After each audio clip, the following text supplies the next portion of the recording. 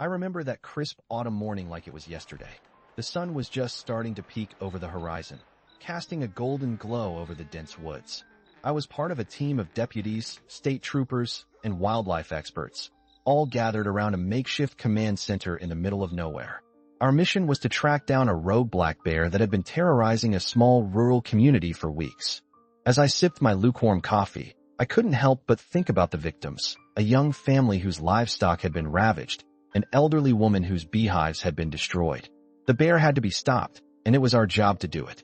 I adjusted my vest, feeling the familiar weight of my sidearm and the comforting bulk of my first aid kit.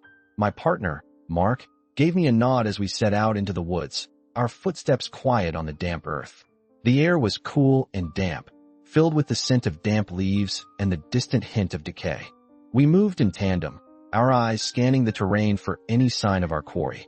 The trees seemed to close in around us, their branches creaking in the gentle breeze. I could feel my heart rate slowing, my senses heightening as we delved deeper into the woods. This was what I was trained for, the hunt. Mark motioned for me to halt, his eyes fixed on something in the distance.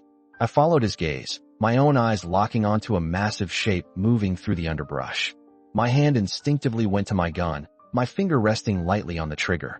This was it, the moment of truth. I remember the summer of '95 like it was yesterday. The kind of heat that makes the asphalt shimmer and your skin stick to your duty belt.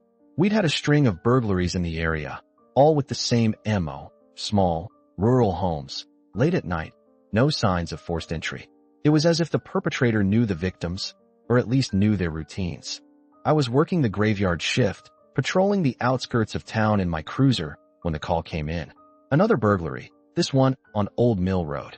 I arrived to find the homeowner, Mrs. Jenkins, shaken but unharmed.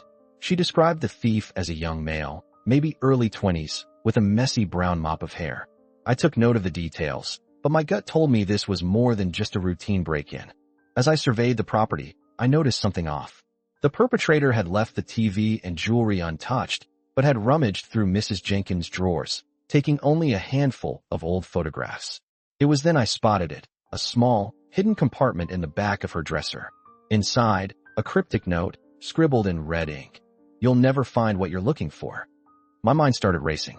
This wasn't just about stolen goods. It was about secrets, about something hidden beneath the surface.